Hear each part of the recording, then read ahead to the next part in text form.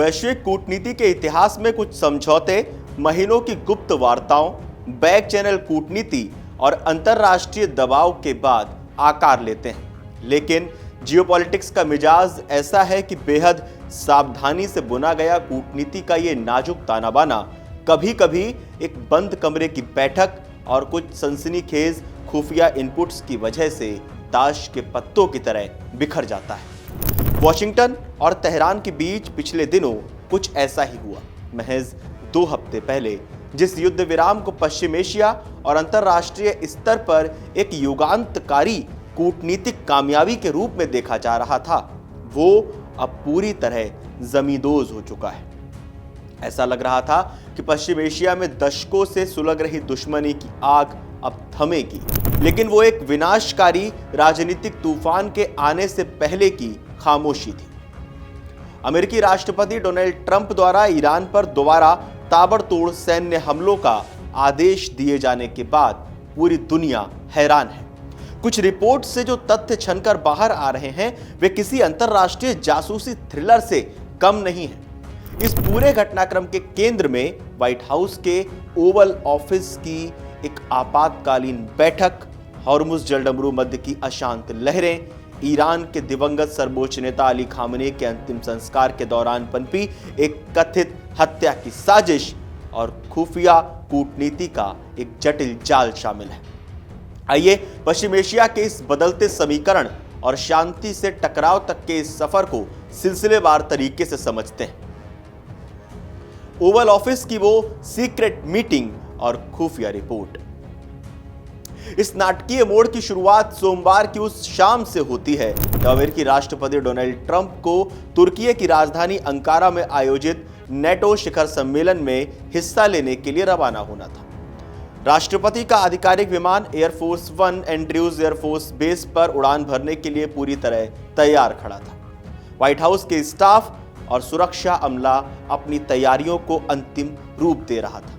तभी अचानक Oval office में एक बेहद गोपनीय और आपातकालीन ब्रीफिंग बुलाई गई। इस बैठक की संवेदनशीलता का अंदाजा इसी बात से लगाया जा सकता है कि इसमें केवल गिने चुने शीर्ष अधिकारी ही शामिल थे। अमेरिकी विदेश मंत्री मार्को रूबियो और रक्षा मंत्री पीट हेग्सेथ एक अत्यंत गोपनीय और संवेदनशील खुफिया फाइल लेकर सीधे राष्ट्रपति ट्रंप के पास पहुंचे।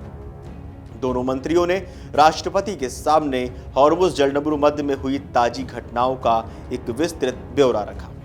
पेंटागन और अमेरिकी खुफिया एजेंसियों द्वारा तैयार की गई इस रिपोर्ट में सैटेलाइट तस्वीरों और सिग्नल्स इंटेलिजेंस के हवाले से दावा किया गया था कि ईरान ने इस रणनीतिक समुद्री मार्ग से गुजरने वाले कमर्शियल जहाजों पर एंटी शिप क्रूज मिसाइलों और आत्मघाती ड्रोन से सीधे हमले किए हैं। इस खुफिया ब्रीफिंग में बताया गया कि महज कुछ ही घंटों के भीतर 3 बड़े जहाजों को निशाना बनाया गया था, जिनमें से एक अंतरराष्ट्रीय तरलीकृत प्राकृतिक गैस यानी LNG टैंकर भी था। यह सीधे तौर पर वैश्विक ऊर्जा आपूर्ति श्रृंखला यानी एनर्जी सप्लाई चेन पर प्रहार था। वे झूठे और धोखेबाज हैं, यह कहकर ट्रंप भड़क उठे। इस खुफिया जानकारी को सुनते ही ओवल ऑफिस का माहौल पूरी तरह बदल गया। अपनी बेबाक और आक्रामक शैली के लिए जाने जाने वाले राष्ट्रपति डोनाल्ड ट्रंप इस ब्रीफिंग को देखकर गहरे आक्रोश में आ गए। उनके गुस्से की मुख्य वजह यह थी कि एक तरफ तो तेहरान अंतरराष्ट्रीय कूटनीतिक मंचों पर शांति समझौते और युद्ध विराम की दुहाई दे रहा था और दूसरी तरफ वो पिछले दरवाजे से अमेरिकी हितों और उसके सहयोगियों और अंतरराष्ट्रीय समुद्री व्यापार को सीधे तौर पर निशाना बना रहा था। ट्रंप ने अपने राष्ट्रीय सुरक्षा सलाहकारों, विदेश मंत्री और रक्षा मंत्री के साथ कुछ देर गहन विचार विमर्श किया। उनका स्पष्ट मानना था कि ईरान अब ईमानदारी से इस अंतरिम शांति समझौते का पालन नहीं कर रहा है और अमेरिका को अपनी कमजोरी प्रदर्शित नहीं करनी चाहिए। इसके तुरंत बाद रणनीति में एक व्यापक और आक्रामक बदलाव का फैसला किया गया। राष्ट्रपति ट्रंप कूटनीतिक वार्ताओं को बीच में ही छोड़कर अपनी सख्त नीति पर लौट आए। उनके विमान एयरफोर्स 1 के अंकारा की धरती पर उतरने से पहले ही वॉशिंगटन में व्हाइट हाउस ने शांति समझौते से औपचारिक रूप से पीछे हटने और अंतरिम समझौते के तहत ईरान को दी गई तमाम रियायतें और छूट वापस लेने की कानूनी व प्रशासनिक प्रक्रिया शुरू कर दी थी। अंकारा में नेटो शिखर सम्मेलन के इतर जब पत्रकारों ने ट्रंप से अचानक आए बदलाव पर सवाल किया तो उन्होंने बेहद सख्त लहजे में कहा कि मेरे हिसाब से अब ये शांति पूरी तरह खत्म हो चुकी है। मैं अब उनके प्रशासन से किसी भी स्तर पर कोई बातचीत नहीं करना चाहता। यह समझौता टूट चुका है। वे झूठे हैं, धोखेबाज हैं और बेहद अविश्वसनीय लोग हैं। व्हाइट हाउस ने इसके तुरंत बाद ईरान को अंतर्राष्ट्रीय बाजार में तेल बेचने की जो सीमित अनुमति दी थी उसे तत्काल प्रभाव से रद्द कर दिया। इसके साथ ही हॉर्मुज जलडमरू मध्य के आसपास के क्षेत्रों में ईरानी सैन्य ठिकानों, मिसाइल लॉन्च पैड्स और IRGC के कमांड सेंटरों पर लगातार हवाई व नौसैनिक हमलों की मंजूरी दे दी गई। सिर्फ इतना ही नहीं, अमेरिकी प्रशासन ने एक कदम और आगे बढ़ते हुए चेतावनी दी कि यदि ईरान की ओर से उकसावे की कार्रवाई जारी रही तो इस बार केवल सैन्य ठिकानों को नहीं बल्कि ईरान के नागरिक बुनियादी ढांचे, विशेष रूप से जल शोधन संयंत्र यानी वाटर प्यूरिफिकेशन प्लांट्स और प्रमुख बिजली ग्रिडों को भी निशाना बनाया जा सकता है। जब ओवल ऑफिस में हॉर्मुज जलडमरू मध्य के संकट पर चर्चा चल रही थी, ठीक उसी समय इस पूरी भू राजनीतिक बिसात पर इजराइल की एक बेहद महत्वपूर्ण और चौंकाने वाली एंट्री हुई। इजरायली खुफिया एजेंसी मोसाद ने पेंटागन और CIA के साथ एक बेहद संवेदनशील इंटेलिजेंस इनपुट साझा किया। यह इनपुट उस समय सामने आया था जब ईरान में उसके पूर्व सर्वोच्च नेता अली खामेनी की मृत्यु के बाद सप्ताह भर लंबा राजकीय अंतिम संस्कार और शोक का दौर चल रहा था। गौरतलब है कि 28 फरवरी को अमेरिका और इजराइल के बड़े संयुक्त हमलों में अली खामेनी और उनके परिवार के कई प्रमुख सदस्यों की मौत हो गई थी। तेहरान की सड़कों पर खामेनी की अंतिम यात्रा के दौरान माहौल बेहद तनावपूर्ण और जन आक्रोश से भरा हुआ था। इस दौरान लाखों की संख्या में उमड़े ईरानी नागरिकों और अर्धसैनिक बलों के जवानों ने अमेरिका और डोनाल्ड ट्रंप के खिलाफ उग्र नारेबाजी की थी। इस अंतिम यात्रा के दौरान प्रदर्शनकारियों के हाथों में एक विशाल आधिकारिक बैनर भी देखा गया था जिस पर स्पष्ट रूप से लिखा था, हम ट्रंप को मारेंगे। ईरान लंबे समय से, विशेषकर अपने पूर्व शीर्ष जनरल कासिम सुलेमानी की हत्या के बाद से, सार्वजनिक रूप से ट्रंप से बदला लेने की बात कहता रहा। लेकिन इजराइल द्वारा की गई नई खुफिया जानकारी महज एक सियासी नारा या सामान्य धमकी नहीं थी। एक विशेष रिपोर्ट के मुताबिक इजराइल ने दावा किया कि तेहरान के भीतर एक विशेष विंग सीधे तौर पर अमेरिकी राष्ट्रपति डोनाल्ड ट्रंप की हत्या के लिए एक अत्यंत विशिष्ट, सुनियोजित और ठोस साजिश को अंजाम देने में जुटा हुआ है। हालांकि अमेरिकी खुफिया एजेंसियों को पिछले कुछ हफ्तों से ईरान की ओर से इस तरह की संभावित साजिशों के कुछ धुंधले और बिखरे हुए संकेत मिल रहे थे, लेकिन इजराइल द्वारा साझा की गई नई कूटनीतिक फाइल ने इस खतरे को बेहद वास्तविक और तात्कालिक बना दिया। अंकारा में खुद राष्ट्रपति ट्रंप ने इस खतरे की पुष्टि करते हुए पत्रकारों से कहा, वे अमेरिका के नेता यानी मुझे अपने रास्ते से हटाना चाहते हैं। मैं उनकी हर हिट लिस्ट में सबसे ऊपर हूं। आज सुबह ही मैंने इस सुरक्षा समीक्षा को देखा है। अभी तक शायद मेरी किस्मत ने मेरा साथ दिया है, लेकिन यह हमेशा ऐसी ही नहीं रहेगी, इसकी कोई गारंटी नहीं दे सकता। कूटनीति का खेल या ट्रंप के फैसले को प्रभावित करने की रणनीति, इस पूरे घटनाक्रम का एक और कूटनीतिक पहलू बेहद दिलचस्प है। वॉशिंगटन के गलियारों में इस बात को लेकर भी आंतरिक बहस छिड़ गई थी कि इजराइल की इस खुफिया जानकारी का वास्तविक मकसद क्या था। अमेरिकी खुफिया और प्रशासनिक अधिकारियों के एक वर्ग में इस बात को लेकर गंभीर चिंता और हिचकिचाहट थी कि इजराइल ठीक उसी समय यह विशिष्ट खुफिया जानकारी लेकर आया जब राष्ट्रपति ट्रंप कड़े फैसले लेने की दहलीज पर खड़े थे। दरअसल ओवल ऑफिस की बैठक से पहले तक ट्रंप इस कश्मकश में थे कि ईरान के खिलाफ अंतरिम युद्ध विराम को एक स्थायी शांति समझौते में बदला जाए या फिर सैन्य कार्रवाई को और तेज किया जाए।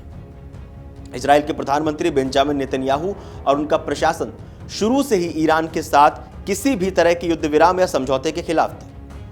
नेतन्याहू का मानना था कि पश्चिम एशिया में स्थायी शांति केवल ईरान के सैन्य ढांचे को पूरी तरह कमजोर करके ही हासिल की जा सकती है और युद्ध को बीच में रोकना ईरान को फिर से मजबूत होने का मौका देना होगा।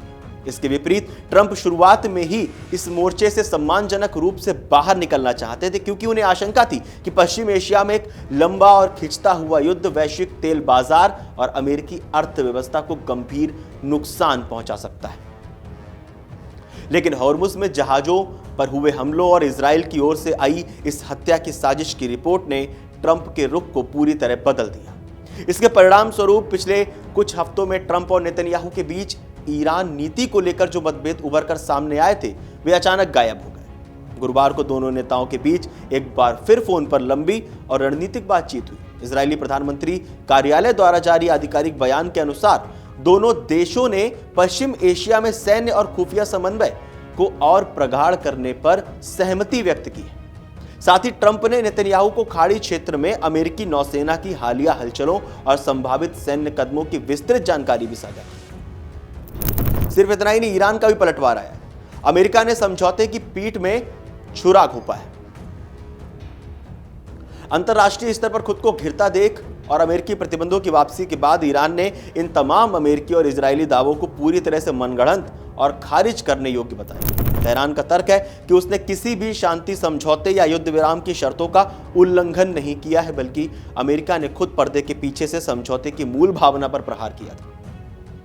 वहीं वरिष्ठ ईरानी राजनयिक ने एक बिल्कुल अलग कूटनीतिक कहानी सामने रखी है। ईरान का दावा है कि अमेरिकी नौसेना पिछले कई हफ्तों से ओमान के तट के समानांतर हॉर्मुज जलडबरू मध्य के दक्षिणी हिस्से में एक तरफा और पूरी तरह से गोपनीय समुद्री मार्ग यानी सी लेन स्थापित करने का काम कर रही थी। ये कदम दोनों पक्षों के बीच हुए द्विपक्षीय सहमति पत्र यानी एमओयू और युद्ध विराम की शर्तों का खुला उल्लंघन था, क्योंकि इसके बारे में तेहरान के साथ कोई समन्वय या जानकारी साझा नहीं की गई थी। ईरानी राजनयिक सूत्रों के अनुसार अमेरिकी नौसेना एक गुप्त मार्ग का उपयोग करके गोपनीय रूप से वाणिज्यिक और तेल टैंकर जहाजों को सुरक्षा प्रदान कर रही थी। इस अमेरिकी निगरानी और सुरक्षा घेरे में अब तक लगभग 125 से ज्यादा जहाजों को इस मार्ग से सुरक्षित निकाला जा चुका था। ईरान ने आरोप लगाया कि इन ऑपरेशंस को बेहद गोपनीय रखने के लिए जहाजों को मुख्य रूप से रात के घने अंधेरे में निकाला जाता था। इस दौरान ये जहाज अपने ऑटोमेटिक आइडेंटिफिकेशन सिस्टम यानी AIS यानी वो अंतरराष्ट्रीय ट्रैकिंग सिस्टम जिससे किसी भी समुद्री जहाज की लाइव लोकेशन और पहचान का पता चलता है, उसको पूरी तरह से बंद रखते थे। ये जहाज केवल नौसैनिक युद्धपोतों और शिपिंग ऑपरेटरों के साथ सीधे रेडियो संपर्क में रहते थे। ईरान का कहना है कि उसकी नौसैनिक और मिसाइल कार्रवाई किसी शांति समझौते का उल्लंघन नहीं थी, बल्कि वो अपनी संप्रभुता की रक्षा और अमेरिका के इस अवैध समुद्री खेल के खिलाफ एक जायज जवाबी कार्रवाई थी। वर्तमान में स्थिति यह है कि हॉर्मुज की अशांत लहरों से लेकर वॉशिंगटन के सत्ता के गलियारों और तेहरान के सैन्य मुख्यालयों तक तनाव अपने उच्चतम स्तर पर पहुंच चुका है। महीनों की जटिल कूटनीति, पर्दे के पीछे की वार्ताओं और अंतरराष्ट्रीय मध्यस्थताओं के बाद जो शांति समझौता तैयार हुआ था, वो अब पूरी तरह से इतिहास के पन्नों में दफन हो चुका है। हालांकि अमेरिकी रक्षा विभाग यानी पेंटागन ने अभी तक इजराइल द्वारा दी गई उस खुफिया रिपोर्ट की स्वतंत्र रूप से पुष्टि नहीं की है जिसमें ट्रंप की हत्या की योजना का दावा किया गया था। लेकिन भू राजनीतिक वास्तविकता यह है कि अमेरिका का रुख अब ईरान के प्रति पूरी तरह से आक्रामक हो चुका है। पश्चिम एशिया एक बार फिर एक ऐसे बारूद के ढेर पर खड़ा दिखाई दे रहा है जहां दोनों ओर से की गई कोई भी छोटी सी सैन्य चूक या गलतफहमी एक भीषण क्षेत्रीय युद्ध की शक्ल अख्तियार कर सकती है। वैश्विक बाजार भी इस बात को लेकर आशंकित है कि यदि हॉर्मुज जलडमरू मध्य में टकराव और बढ़ता है तो कच्चे तेल की आपूर्ति ठप हो सकती है। अब पूरी दुनिया की निगाहें इस बात पर टिकी हैं कि आने वाले दिनों में डोनाल्ड ट्रंप का अगला सैन्य कदम क्या होगा और प्रतिबंधों की मार झेल रहा ईरान इस अमेरिकी घेरेबंदी और इजरायली खुफिया रणनीतियों का मुकाबला किस तरह करता है। आप लोगों को क्या लगता है, आप हमें कमेंट बॉक्स में जरूर बताएं और देश और दुनिया की तमाम बड़ी खबरें जानने के लिए आप जुड़े रहिए अमरउजाला.com के साथ। बहुत बहुत धन्यवाद। अगर आप ये वीडियो YouTube पर देख रहे हैं तो हमारे चैनल को सब्सक्राइब कर बेल आइकन दबाएं और Facebook पर देख रहे हैं तो हमारे पेज को लाइक करें।